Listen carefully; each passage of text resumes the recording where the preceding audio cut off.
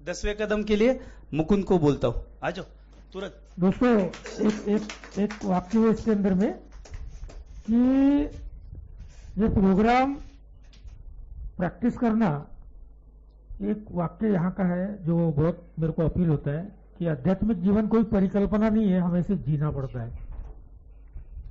और जब जीते टाइम पे मैं बोलता कितना अच्छा है ये महत्वपूर्ण नहीं है, मैं जो बोलता हूं उसके हिसाब से जब मैं करता हूं और उसका जो एहसास है वो मुझे आत्म शांति देती है, वो मुझे अंदर से आजादी, आनंद और आत्म शांति की बात करती है।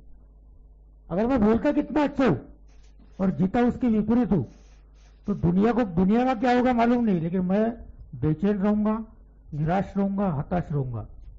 शायद दुनिया के लिए एक आइडियल बन सकता हूं, लेकिन मैं भीतर से जानता हूं मैं उस लायक नहीं हूं। तो ये 4 से लेकर 9 तक की जो यात्रा की, या 1 से लेकर हमने 9 तक की जो यात्रा की, वो इसीलिए क्योंकि मुझे अब पीना प्रॉब्लम नहीं है, मेरा जीना प्रॉब्लम है। और मैं जीते टाइम पे इन तत्वों का अपने निजी जीवन में कितना उपयोग कर सकता हूं या कर पाता हूं, ये समझने का ये 10वां कदम है। तो ये 10वां कदम हमारे मुकुंद भाई कैसे लेते हैं और बिग बुक के माध्यम से उनको क्या डायरेक्शंस मिले, उन डायरेक्शंस को अपने जीवन में कैसे फॉलो करते सुनेंगे। धन्यवाद अजय भाई। नमस्ते दोस्तों, मुकुंद सरावी। 1 से 9 कदम ही पूरा प्रोग्राम है, मेन प्रोग्राम। यहाँ पे प्रोग्राम खत्म होता है, मतलब मेन जो प्रोग्राम है। अभी जैसे ही हमने 9वां कदम शुरू किया, उसी के साथ साथ हमें 10वां शुरू करना है, क्योंकि हमने घर तो साफ सुफ कर लिया पूरा। दिवाली के पहले हम सब लोग अपना अपना घर साफ करते, पूरा कोना साफ करते, लेकिन पूरा साल साफ सफाई होती है हर एक के घर में, होती है नहीं होती है? बाई आती है या फिर कोई तो मेड आता है, हर रोज घर में झाड़ू लगता है, हर रोज पोछा लगता है, टॉयलेट कुछ दिनों में धुला जाता है, टॉयलेट बाथरूम। अगर नहीं हुआ तो क्या होगा? गंदगी फैलेगी, कॉकरोच आएंगे, क्या बोलते उंदीरला क्या म्हणतात हिंदीत, चूहे, चिपकली, कीड़े मकोड़े आ जाएंगे ना घर में। तो हम लोग हर रोज अपना अपना घर अगर साफ करते हैं, वैसे ही 1 से 9 कदम, 9वां कदम के शुरुआत होते ही साथ साथ ही 10वां कदम शुरू करना है। We vigorously commence this way of living as we clean up the past. Vigorously, कसोशीने 9वां कदम शुरू करते ही हमें, क्योंकि घर साफ कर लिया, लेकिन इसके बाद जो गंध होने वाली है, हर रोज मेरे से जो गलतियां होने वाली है, मुझे हर रोज साफ करना है। घर में जो कचरा हर रोज हो रहा है वो उसी वक्त साफ होना है। अगर मैंने ये कदम नहीं किया, कुछ दिन के बाद मुझे ऑब्सेशन आएगा और मैं शराब पिएगा। ये भी लिखा हुआ है बिग बुक में कि हम we are recovered not cured. हम क्या बोलते हैं, रिकवर हो गए हैं, क्योर नहीं हुए हैं। बिकॉज अल्कोहल एक छुपा हुआ शत्रु है। हमें क्या मिला है? सिर्फ 1 दिन का मद्य मुक्ति, और वो कब तक टिका रहेगा? जब तक हम अपनी आध्यात्मिक अवस्था ये 10वें के साथ ठीक ठाक रखेंगे, जो इतना महत्वपूर्ण कदम है। पर्सनल स्टोरी में पाजी एक स्टोरी है एक लेडी की, वो स्लीप हो गई, उसको बाद में पता चला उसने 10वां कदम ही लेना बंद कर दिया था। इसको मेंटेनेंस स्टेप बोलते हैं। हर रोज मेरे घर का साफ सफाई होना है। ये 4 स्वभाव दोष मेरे मेन स्वभाव दोष है: स्वार्थीपना, बेईमान, खुन्नस या गुस्सा और डर। इन 4 चीजों को मेरे को ध्यान में रखना है। 10वें कदम के पहले लिखा है we have entered the world of the spirit. हमने चेतना के जीवन में प्रवेश किया है। Our next function is to grow in understanding and effectiveness. समझदारी और परिणामकारकता बढ़ानी है हमें। अभी साफ सफाई हो गई, सब अपने आप के डिफेक्ट समझ में आ गए, नुकसान भरपाई शुरू कर दी, लेकिन अभी अच्छा बनना है ना, अपने को समझदार और परिणामकारक बनना है। 4 चीजों पे ध्यान रखना है। इसमें से कोई भी चीज अगर सर उठाती है, कल रात को मेरे को रोहित का गुस्सा आया, मैंने उसको गुस्से से कुछ बोल दिया, आज मैंने सुबह माफी मांगी उससे। कल मैं स्वार्थी था, कैसे?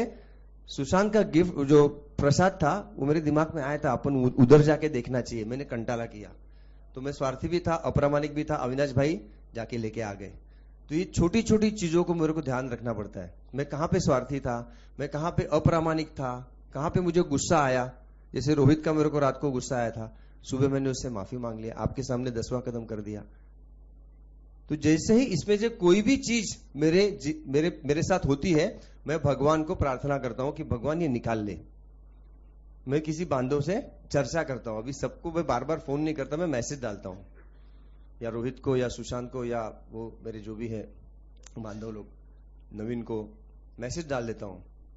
उसके बाद अगर किसी का दिल दुखाया है, जैसे कभी कभी मम्मी को मैं डांट देता हूं जोर से, एकदम गुस्सा आ जाता है, मम्मी का दिल दुखता है तो मम्मी को सॉरी बोलता हूं। ये नहीं करना चाहिए, मम्मी तो कभी गुस्सा रखती नहीं, लेकिन ये करना पड़ेगा। अगर किसी का दिल दुखाया है, नुकसान किया है, तो तुरंत हमें नुकसान भरपाई करना है। लास्ट में प्रयत्न पूर्वक हमें किस चीज की तरफ ध्यान मोड़ना है, हम किसकी सहायता कर सकते हैं, इस चीज के तरफ हमको ध्यान मोड़ना है। मतलब सिर्फ ध्यान नहीं मोड़ना है, एक्शन भी लेना है। और आखिर में लिखा है प्यार और सहिष्णुता, ये हमारे जीवन का अलिखित नियम है। Love and tolerance of others is our code. सारे लोगों के प्रति दया, प्यार और सहिष्णुता, इसके बाद अपने को डेवलप करना है। तो 10वां कदम दोस्तों बहुत इंपॉर्टेंट कदम है। हर रोज की साफ सफाई, क्या मिस के लगा ना, कुछ मिस नहीं हुआ ना, ओके। तो अभी इसके बाद हम बढ़ते हैं 11वें कदम पर। 11वें कदम का क्या बोला है कि प्रार्थना और ध्यान, इसके माध्यम से हमें जो ईश्वर उच्च शक्ति समझते हैं जिसे, उसके साथ जानियो, क्या लिखा है ईश्वर को हमें जिस रूप में समझा था, उसी रूप ने प्रार्थना और ध्यान द्वारा अपनी चेतना के विकास के लिए उससे संबंध स्थापित किया। हमारे प्रति ईश्वर की इच्छा और उसके द्वारा हमें दी गई शक्ति को प्राप्त करने के लिए हमें प्रार्थना की। जो जिस शक्ति से हमारा नाता जुड़ा है, कनेक्शन, उस शक्ति से संबंध बढ़ाने के लिए, कॉन्शियस कांटेक्ट इंप्रूव करने के लिए 11वीं पायरी है, जिसको बोलते हैं प्रार्थना और ध्यान की पायरी। बिग बुक में क्या लिखा है, हम सुबह उठते ही पूरे दिन का काम का विचार करते हैं। आज मैं सुबह उठा, मैंने देखा अभी क्या क्या करना। मैं हिंदी बिग बुक पढ़ रहा था, 10वीं 11वीं, और वो सेक्स और डर पढ़ रहा था, क्योंकि आज आपके सामने आके बात करना था। फिर मैंने सामान पैक किया, मैंने पूरा आगे का प्लान किया, शाम को अपने को कितने बजे निकलना पड़ेगा होटल से, 7:50 की गाड़ी है, ये पूरा किया, पूरा मैंने बैग पैक किया। फिर रोहित का पैंट से इस्त्री करना था, मैंने उसको प्रॉमिस किया था, तो फिर मैं निकल गया रूम से, क्योंकि उसकी पैंट को आयन करना था। दोस्तों ये मेरा प्लानिंग होता है सुबह उठने के बाद ही ठीक है। उसके बाद लिखा है, हम भगवान को अपने विचारों को योग्य दिशा देने के लिए मदद मांगते हैं। हम भगवान को बोलते हैं कि मेरे विचार आत्मकरुणा, सेल्फ पिटी, डिसऑनेस्ट, अप्रामाणिकता और आत्मकेंद्रित विचारों से मुझे दूर रखना आज के दिन। और thought life will be placed on a much higher plane when our thinking is clear of wrong motives.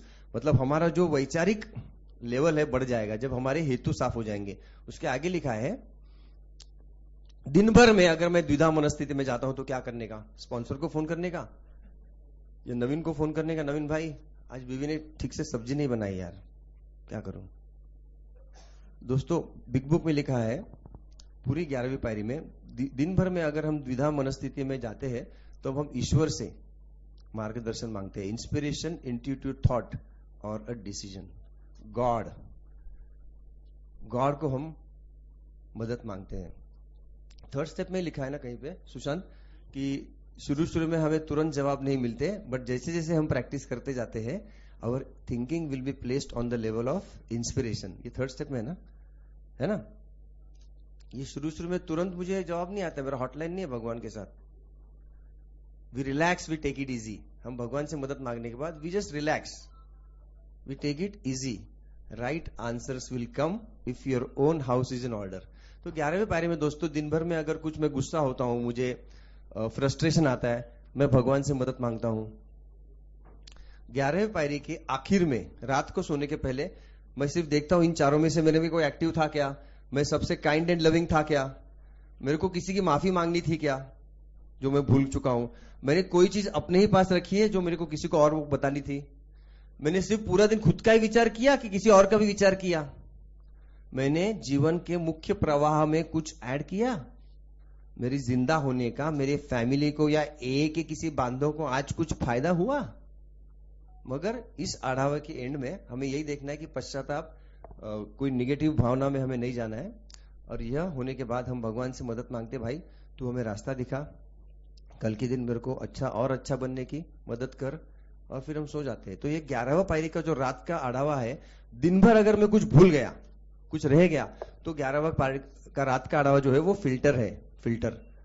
नहीं तो अगर मैं नहीं करता हूं तो अगले दिन में मेरा इमोशनल हैंगओवर जाएगा, वो जो निगेटिव इमोशंस है अगले दिन में जाएंगे, फिर अगला दिन भी मेरा खराब होगा।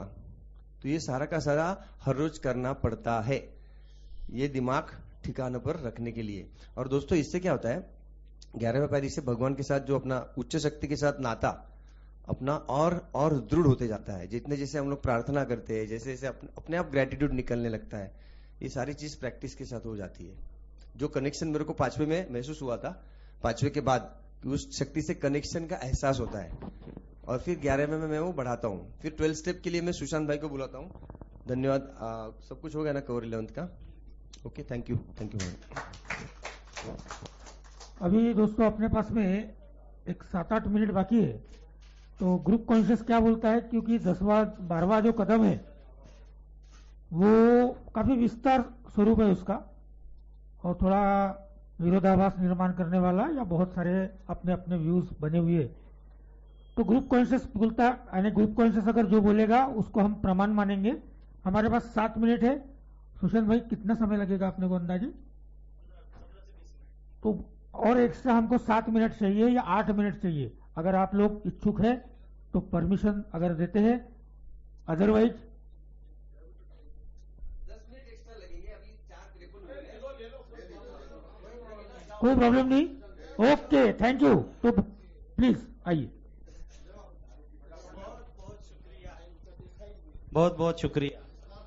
विस्तार से नमस्कार दोस्तों, सुशांत अल्कोहलिक और 12वें कदम पे पहुंच गए फाइनली। क्या बात है, फाइनली 12वां कदम पे पहुंच गए। एक दिन में पूरा 12 कदम, पूरा पैकेज जो है ना, पूरा ये आज का बिजी शेड्यूल था, तो एक टोकन का कार्यक्रम बीच में हो गया ना, नहीं तो बराबर वो हो जाता था। चलो कोई बात नहीं, ईश्वर की इच्छा है। दोस्तों 12वां कदम जो है मेरा, पेज नंबर 59 पे थोड़ा सा हेल्प करो ना जरा। बिल्कुल बिल्कुल। 12वां कदम 60 नंबर। इन कदमों के परिणाम स्वरूप आई आध्यात्मिक जागृति के उपरांत हमने यह संदेश दूसरे शराबियों तक पहुंचाने और इन नियमों को अपने जीवन के हर क्षेत्र में लागू करने का प्रयास किया। बराबर। 3 स्टेजेस दोस्तों 12वें कदम में। इन कदमों को परिणाम स्वरूप आई आध्यात्मिक जागृति। चलो ठीक है, अभी 1 से लेकर 5 कदम में आ गए, चलो आध्यात्मिक अनुभव आ गया। 6 से लेकर 9 कदम में उसको मैं मेंटेन कर रहा हूं। 10वां 11वां मेरा जो आध्यात्मिक अनुभूति उसमें बढ़ोतरी कर रहा है दिन ब दिन। तो यहां पे आके भी रुकना नहीं है। 12वां कदम क्या बोलता है मुझे? आगे बोलता है कि हमने यह संदेश दूसरे शराबियों तक पहुंचाने। इसका मतलब क्या हुआ? पहले मुझे आध्यात्मिक जागृति आ गई, आध्यात्मिक अनुभव मिले, मुझे हल्का फील होने लग गया। तो मैंने क्या सोचा, पहला मैं इसमें पीएचडी करता हूं, पहला मैं एकदम पक्का हो जाता हूं, फिर बाद में दूसरे शराबी तक एक का संदेश पहुंचाता हूं। ऐसा नहीं है। 12वां कदम जो है स्टेप बाय स्टेप समझ के लेंगे ना। पहला है आध्यात्मिक अनुभव, दूसरा है दूसरों को बता। तब जाके जब मैं दूसरों को बताता हूं, क्या बताता हूं? Steps, program. जब दूसरों को बताता हूं, लास्ट वाला अपने जीवन के हर क्षेत्र में लागू करने का प्रयास किया, स्टेप बाय स्टेप। जब मैं दूसरों को सिखाने की कोशिश करता हूं तो अपने आप में भी सीख जाता हूं। अल्कोहलिक्स एनोनिमस का प्रोग्राम बोलते हैं सिखाने का नहीं है, सिखाने का नहीं है। लेकिन जब मैं दूसरों को बताता हूं, 12 स्टेपिंग करता हूं, तब मैं खुद अपनी निजी जिंदगी में इस प्रोग्राम का आचरण अपने आप हो जाता है। उसके लिए मैं कुछ अलग से कुछ शेड्यूल निकालता नहीं हूं। प्रेयर अपने आप निकलती है, सब अपने आप हो जाता। 10वां कदम 11वां कदम भाई लोगों को बताता हूं, तो खुद भी तो कर। मेरे वाइफ हमेशा बोलते, गुस्सा आ गया, अरे भाई लोगों को बताते तो खुद तो प्रेयर कर। अल्कोहलिक्स एनोनिमस का जो 12वां कदम है दोस्तों, पूरा का पूरा चैप्टर छाप के रखा है उन लोगों ने। अभी तक तो खाली देखा अपन ने एक दो पैराग्राफ में उड़ा दिया, 1 से लेकर 11 कदम। लेकिन एक भी वो ऐसा ये 12वां कदम है कि जो पूरा का पूरा उसके ऊपर चैप्टर छाप के रख दिया उन लोगों ने, और वो चैप्टर चालू हो जाता है पेज नंबर 89 से, जो कि मैं क्या पूरा पढ़ने वाला नहीं, टेंशन मत लो। तो उसके जो है ना मेन पॉइंट्स, जो भी कुछ मैं खुद अनुभव कर रहा हूं और बिग बुक के माध्यम से बताने की कोशिश करूंगा। 89 पेज नंबर पे अध्याय नंबर 7, दूसरों के साथ काम करना। जब तक, हाँ, हेल्पिंग विद अदर्स, जब तक दूसरों को मैं हेल्पफुल नहीं होता हूं तब तक मैं इस प्रॉब्लम से बाहर नहीं निकलता हूं। क्यों? क्योंकि पहले ही है ना, उन्होंने उस पैराग्राफ में लिख के रखा है ऑलरेडी, व्यावहारिक अनुभवों से यह पता चलता है कि शराब से पूरी तरह बचने के लिए कोई भी उपाय इतना प्रभावशाली नहीं होता जितना किसी अन्य शराबी के साथ किया गया गहन कार्य। यह तब भी प्रभावशाली होता है जब अन्य सभी उपाय असफल ठहरे हो। ए में आया प्रॉब्लम लेके, पहला कदम ने बोल दिया भाई तू होपलेस कैसे, तो किसी के काम आने वाला नहीं ये बंदा। लेकिन 12वां कदम क्या बोलता है? मैं दूसरों के लिए होपफुल हो रहा हूं, दूसरों को सहायता कर रहा हूं, दूसरों को प्रॉब्लम से बाहर निकलने की, मैं खुद के प्रॉब्लम्स बता रहा हूं तो वो बंदा बाहर निकल रहा है उस प्रॉब्लम से। आध्यात्मिक अनुभूति नहीं तो क्या है? तो मुझे क्या 12वां कदम लगता था मालूम है दोस्तों? शराब से खुद दूर रहो, पकड़ो बेवड़े को लाओ मीटिंग में, पकड़ो बेवड़े को लाओ मीटिंग में। एक बार ऐसी एक को उठा के लेके आया, तेरे को 90 पिलाता है, मीटिंग में आ जा शाम को। वो आया, आज 6 साल सोबर है वो अलग बात है, 6 साल सोबर है वो, उसके बलबूते पे, उसके हायर पावर के। लेकिन जब वो ए में आया, पिटी हुई हालत में आया था, मेरे को बोला अब क्या करना है ए में, इधर आके क्या करना? 90 दिन 90 मीटिंग कर पहले भाई तू, 90 दिन 90 मीटिंग। और कोई इंसिडेंटली उसके 90 मीटिंग हो गए, शराब से दूर रहा। 91 डेज में वो सामने आया मेरे, भाई अभी 90 दिन हो गए, अब क्या करूं? मैं बोला और 90 दिन कर, पर इससे क्या होगा? तू शराब से दूर रहेगा। लेकिन मेरा इसका क्या करूं भाई, खोपड़ी सटकती है मेरी।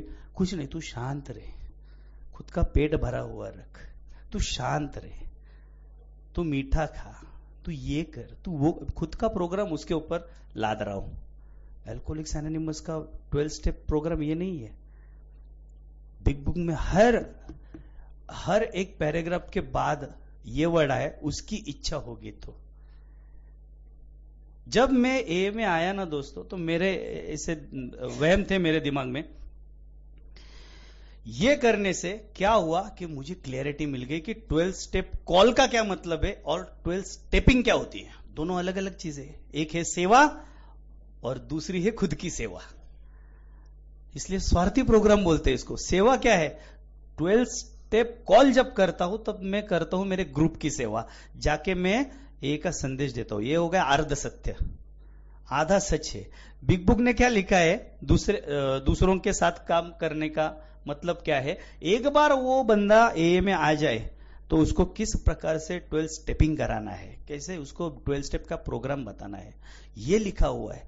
जब वो बिग बुक छपा 1939 में, तब तो मीटिंग्स नहीं थे। तब वो न्यू कमर कहां पे मिलते थे? एक तो वो क्या धर्म गुरु, धार्मिक नहीं, क्या हॉस्पिटल में मिलते थे, या कोई वकील या कोई तो ऐसे थ्रू, जो उनके कांटेक्ट में आ जाए, उनसे है ना वो मेंबर को, अपने मेंबर टच में जाते थे। तो जैसे ही वो न्यू कमर मिल जाता था, उसने लिखा है यहां पे कि हो सकता है कि आप ऐसे किसी भी शराबी से परिचित न हो जो इस लत से छुटकारा पाना चाहता हो। आप कुछ डॉक्टर, धर्म उपदेशकों, पुरोहितों या अस्पतालों में से यह जानकारी लेकर उन्हें आसानी से ढूंढ सकते हैं। आजकल न्यू कमर कहां पे मिल जाते हैं? आज ही 6 आ गए, इधर ही मिल जाते हैं मुझे। तो कुछ एक्स्ट्रा कुछ एफर्ट लेना नहीं पड़ता है, तो रेडीमेड मिल जाते हैं मुझे न्यू कमर। उसके बाद मुझे क्या करना है? एक धर्म प्रचारक या सुधारक के रूप में बात मत कीजिए। मैं जाता हूं, ए भाई एक सुन, इधर आ, मैं बोल रहा हूं ना, मैं सीनियर हूं, मैं ओल्ड टाइमर हूं, तू मेरी बात सुन, नहीं तो पिएगा साले, तू मरेगा दारू पी के। उपदेशक मत बनो, हेल्प करो उसकी भाई, आगे लिखा है। इसलिए सहयोग दीजिए, आलोचना कभी मत कीजिए, दूसरों की सहायता करना ही हमारा मुख्य उद्देश्य है। कट टू कट लिखा है, उपदेशक मत बनो, सहायता करो। मेरा प्रॉब्लम वही हुआ, ए में आने के बाद वही वो मठाधिपति कंट्रोल में लेना है ना, मैं बोलूंगा वही होना चाहिए, ये ग्रुप मेरी वजह से है, तुम लोग मेरे छत्र छाया में हो, मेरा आदेश का पालन करो नहीं तो स्लिप हो जाओगे, मेरा श्राप है तुम्हारे को। भाई कैसे टिकेगा वो बंदा, वो 10 गालियां देगा पीछे से। इसको बुला लिया, भाई ये कौन है, सटकेली खोपड़ी। आगे लिखा है, यदि वह शराब छोड़ना नहीं चाहता तो उसे मनाने में अपना समय नष्ट न करे। नहीं तू मरेगा दारू पी के, अरे भाई उसको पीने देना, मरने देना, तू क्यों उसके पीछे पागल हो रहा है? क्यों पागल हो रहा हूं मालूम है? साला अगर वो शराब से दूर रहेगा, 3 महीने का टोकन लेगा तो टोकन में मेरा नाम लेगा, मेरा भाई ग्रैंडियोसिटी। सुशांत लेके आया इसको, सुशांत के वजह से सोबर है ये 3 महीना। मैं खुद को बाबा समझने लगा, बाबा आदेश बाबा आदेश मेरे आदेश के बगैर इधर पत्ता नहीं हिलेगा। फिर उसके पीछे वक्त मत गवाओ, क्यों? हो सकता है ऐसा करके आप किसी बाद में आने वाले अवसर को नष्ट कर देंगे। क्या लिखा है यार, तो उसके पीछे क्यों भाई? दूसरा घाई में रहेगा, उसको भाई बोल दे, तू पीने दे, उसको पीने देना भाई, तू क्यों मर रहा है? दूसरों की सोबराइटी के साथ मत खेल, खुद के लाले पड़े इधर। खुद फटी चड्डी पहन के आया था ए में, और मैं बोल रहा हूं मेरी वजह से सोबर है, मेरी वजह से 1 साल का टोकन लिया। आगे लिखा है, कभी कभी यह उचित होता है कि उस व्यक्ति के निरंतर शराब पीने के दौर की प्रतीक्षा की जाए। बस भाई गैप रखने दो भाई, उसको समझने दो क्या है। और एक इंपॉर्टेंट चीज, संभवतः उसके परिवार के थ्रू कांटेक्ट मत करो। साला मैं वही गलती कर देता हूं भाई, उसकी वाइफ का नंबर पहले, भाभी कैसे है, गुड मॉर्निंग।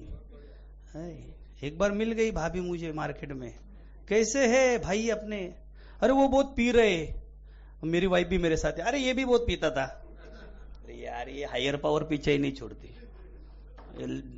औकाती दिखा डाली डायरेक्ट। अरे ये भी बहुत पीता था, किधर तो जाता है मीटिंग में, क्या है? अच्छा हाँ यार बहुत दिनों से शराब नहीं पिए, जा रहा है मीटिंग में अभी। उसको भी जरा देखो, जरा उनको भी मीटिंग में लेके जाओ। अभी किसका नंबर लेना चाहिए? उस आदमी का। भाभी आपका नंबर दो, मैं कांटेक्ट करूंगा आपसे। कांटेक्ट क्या किया? हाय गुड मॉर्निंग, ये 12 स्टेप कॉल नहीं, ये मेरा कॉल है ये मेरा कॉल है, 12 स्टेप कॉल नहीं है।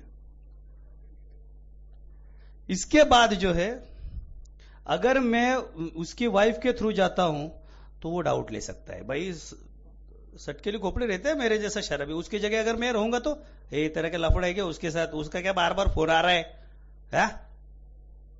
क्या चल रहा है, देखो क्या उसको, देखोगे तेरे को, दुखे हो गया इधर स्लिप।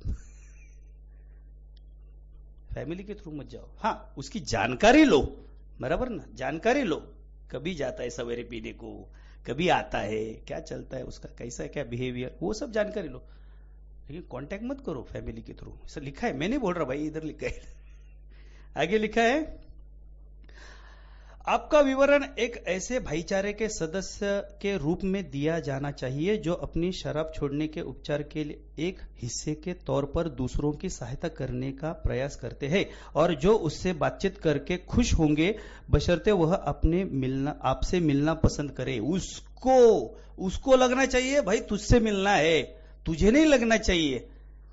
उसको लेके आए लेके आए लेके आए लेके आए। नहीं भाई, उसको भी तो चांस दो ना, उसको भी तो सोचने का मौका दो, क्या चल रहा है क्या नहीं। यदि वह आपसे मिलना ना चाहे तो आप कभी जबरदस्ती न करें। नहीं मिलना है भाई, मत मिलने दो, पीना है पीने दो, वो जी रहा है जीने दो उसको, उसकी जिंदगी जितना जिएगा।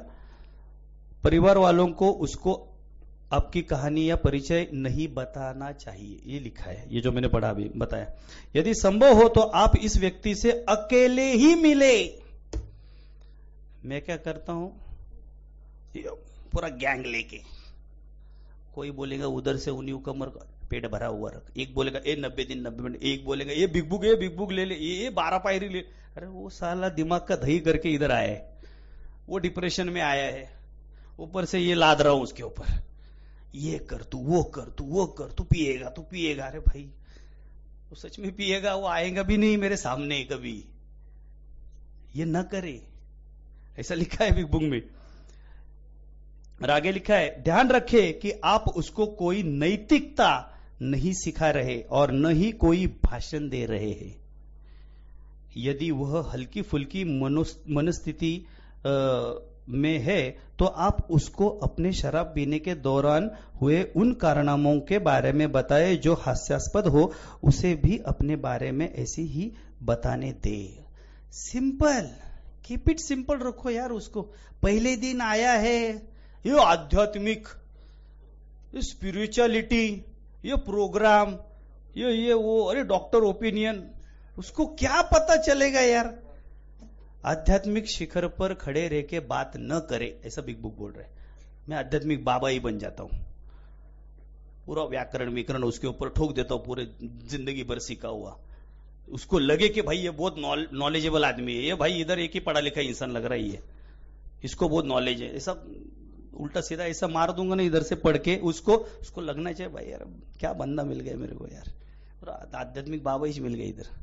तो ऐसा ना करे, सिंपल रखे उसको। अपना स्टोरी बताओ, निजी स्टोरी बताओ, नॉर्मली बात करो। अगर वो हंस के बात करे तो उसको जो चुटकुलों में उसको बोलो, उसके साथ बात करो, तब जाके वो अपना स्टोरी बताने के लिए तैयार हो जाए आपको। और उसके बाद लिखा है, यह भी ध्यान रखे कि उसे शराबी घोषित नहीं करना। ये तू बेवड़ा बन गया, ये तू बेवड़ा है साले, तू मीटिंग में नहीं आए तो बेवड़ा मारेगा साले।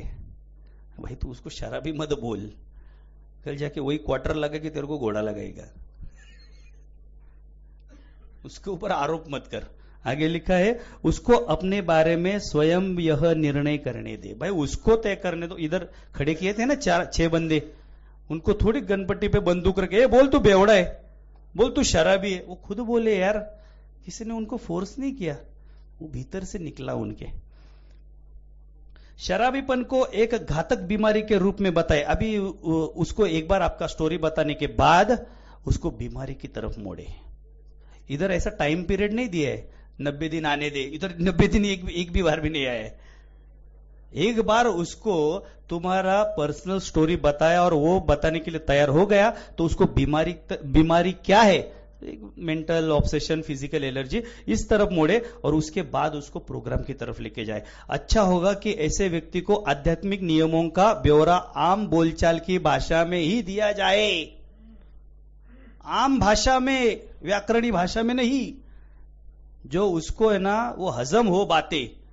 अगर मैं यहां पे खड़े रह के बहुत बड़ा तीर मारूंगा, शब्दों का खेल खेलूंगा, तो बोर हो जाएंगे यार बंदा, यार क्या बोल रहे भाई, आधा तो दिमाग के, वो जो कौन सा मंत्र वंत्र पढ़ने के बाद आधा तो दिमाग के ऊपर से गया, क्या बोला 12 कदमों का ये कार्यशाला रतलम ने रखा यार।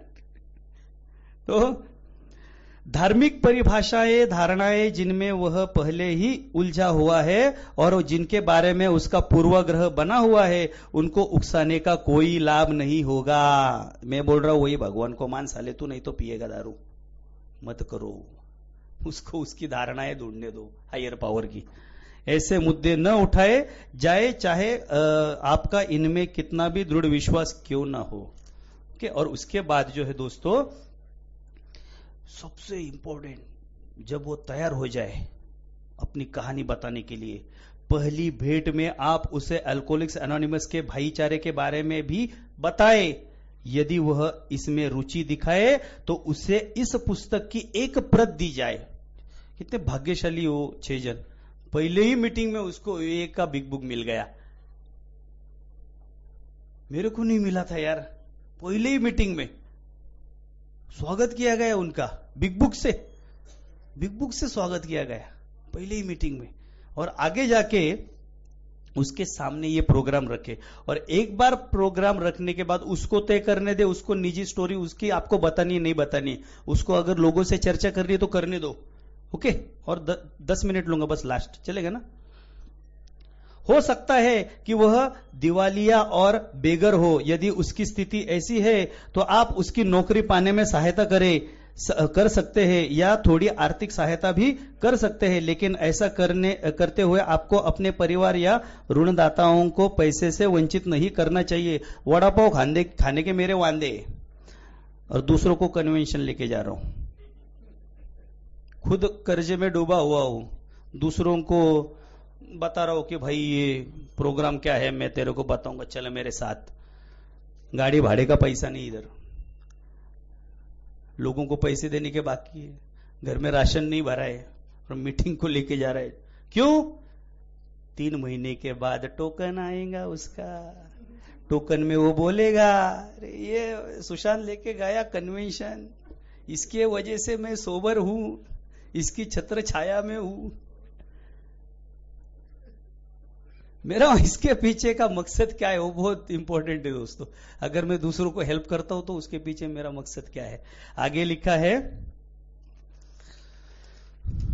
मदद कब और कैसी दी जाए। अभी उसको भाई पैसे की मदद करनी है, लेकिन कैसे की जाए। अभी मैं भी करता हूं, नहीं ऐसा नहीं है, लेकिन मैं कितनी करता हूं भाई, जितनी मेरी औकात है। मुझे मालूम है भाई दिया हुआ पैसा वापस नहीं आने वाला है, उतनी ही मदद करता हूं, उतनी ही मदद करता हूं। लेकिन उसमें लिखा है प्रश्न सहायता देना या न देने का नहीं है, बल्कि यह है कि ऐसी सहायता कब और कैसे दी जाए, कौन सी सिचुएशन में उसको हेल्प कर रहा हूं मैं, वो बहुत इंपॉर्टेंट रखता है दोस्तों। और तलाक के बारे में भी बोला है, तो जरा लंबा खींच जाएंगे ये, तो डायरेक्ट अपन आते शराब के ठेके पर जाना है या नहीं जाना है, उसकी तरफ मुड़ना या नहीं। Page number Marathi big book का मालूम है मुझे 92 93 है, इसमें लिखा है 100 और 101 के ऊपर आपको इसका जवाब मिल जाएगा दोस्तों, कि लोगों का कहना है कि हमें उस जगह नहीं जाना चाहिए जहां शराब परोसी जाती है। मैं उस न्यूकमर को नहीं बोलता आज तू मेरी वाइन शॉप की तरफ मत आ, तू दारू पिएगा साले, वो तो आएगा भाई, तेरे से टोकन लिया है उसने तो आएंगे तेरे ठेके पे आएगा शराब के, तो उसको थोड़ी बोलेंगे भाई तू हाईवे के वो तरफ से बात कर, इधर आएगा तो बास आएंगे तेरे को दारू का, तू स्लिप, अरे तू क्या कर रहे फिर, तू तो उधर ही काम कर रहे।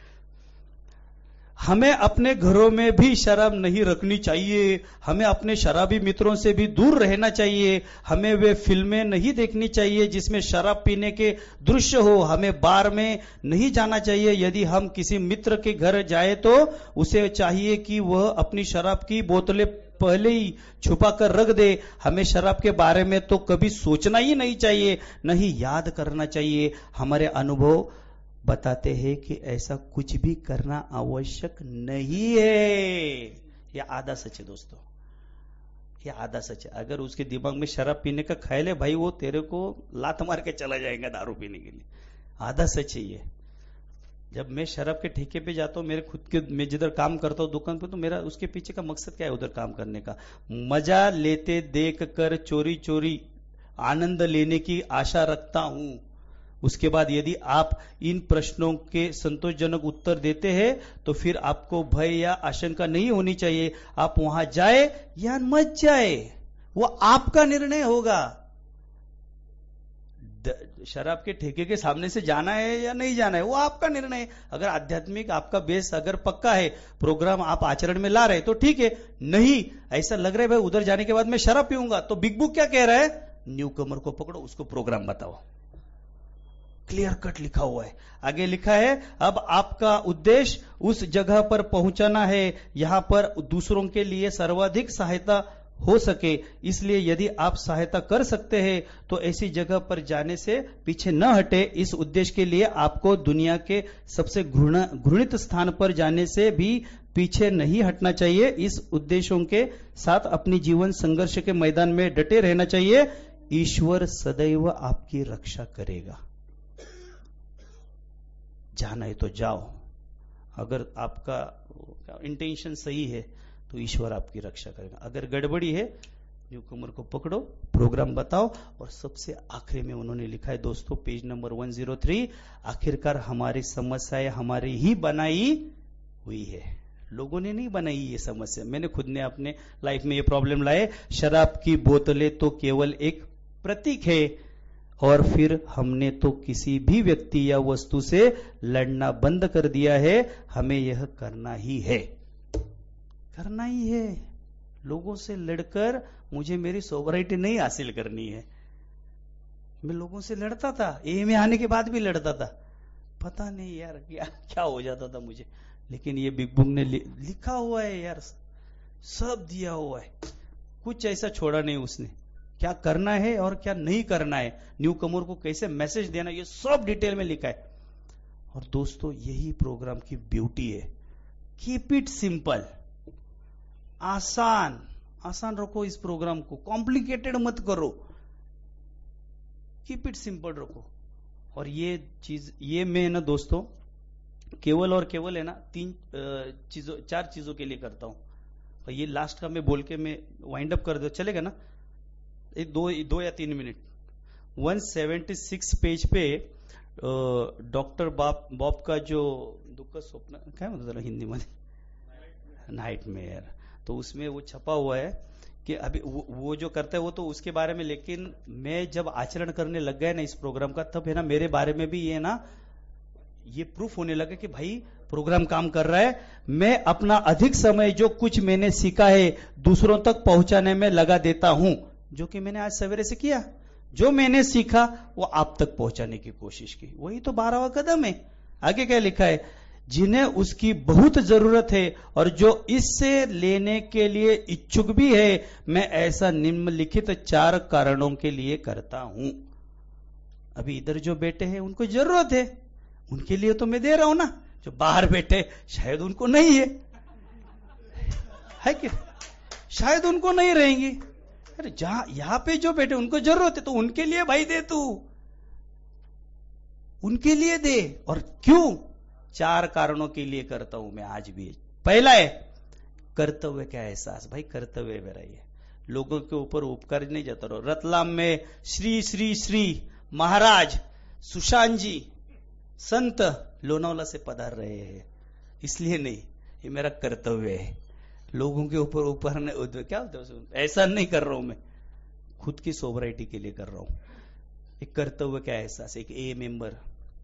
दूसरा, ऐसा करना आनंदमय है। अरे मुझे बहुत मजा आता है यार, बहुत अच्छा फील होता है जब मैं दूसरों को प्रोग्राम पास इट ऑन करता हूं। तो मुझे पता नहीं उसको क्या मिलता है, लेकिन मैं 1 डे एट ए टाइम के हिसाब से शराब से दूर रहता हूं बस।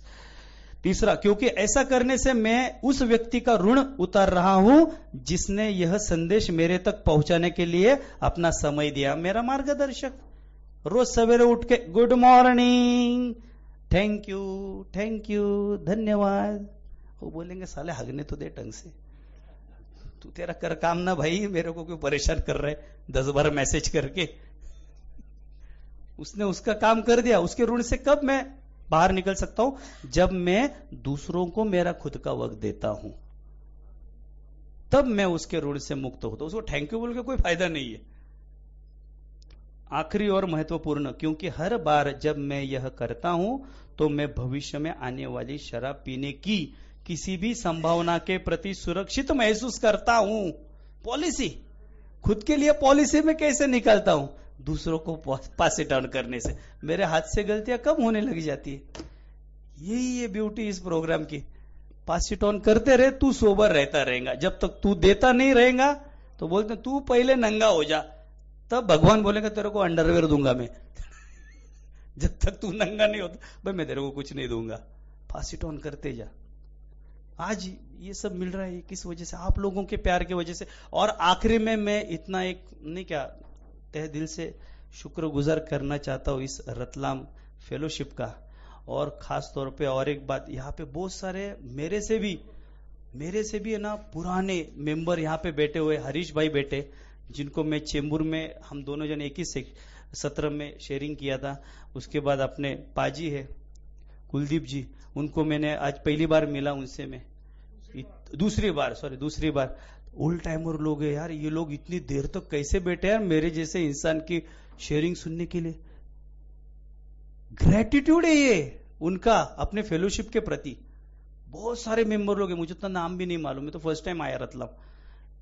बहुत बहुत शुक्रिया अपना नवीन भाई का, जो मतलब अभी उनका ही नाम मुझे मालूम है। बहुत सारे ऐसे मेंबर है जिन्होंने इकट्ठा होकर कल रात को हम लोगों ने सब अरेंज ये मिलके किया। आप सभी भाइयों का बहुत बहुत शुक्रिया जो ये अरेंज किया। आपके फेलोशिप का शुक्रिया कि आपने मेरे जैसे इंसान को यहाँ पे बुला के नहीं क्या मेरा अनुभव साझा करने के लिए मौका दिया। और ओल्ड टाइमर का, न्यू कमर का, सबका शुक्रिया, बहुत बहुत धन्यवाद। आपने शांति से सुना और आखिर तक साथ दिया इस प्रोग्राम को सक्सेस बनाने के लिए। बहुत बहुत शुक्रिया, थैंक यू। Thank you. शुक्रिया, इसके अलावा कुछ नहीं कहा जा सकता, क्योंकि नॉर्मल 1 घंटे की मीटिंग में हम लोगों के पेशेंस टूट जाते हैं। और 10 बजे से लेके शाम के 5:30 बजे तक के कंटिन्यूस बैठना, सुनना, ये अपने आप में बहुत बड़ी बात है। और इस दरम्यान में जो कुछ हम टीम के रूप में 4 लोग हैं, अजय के गोंदिया, सुशांत लोनावला, मुकुंद पूना और रोहित भाई मुंबई,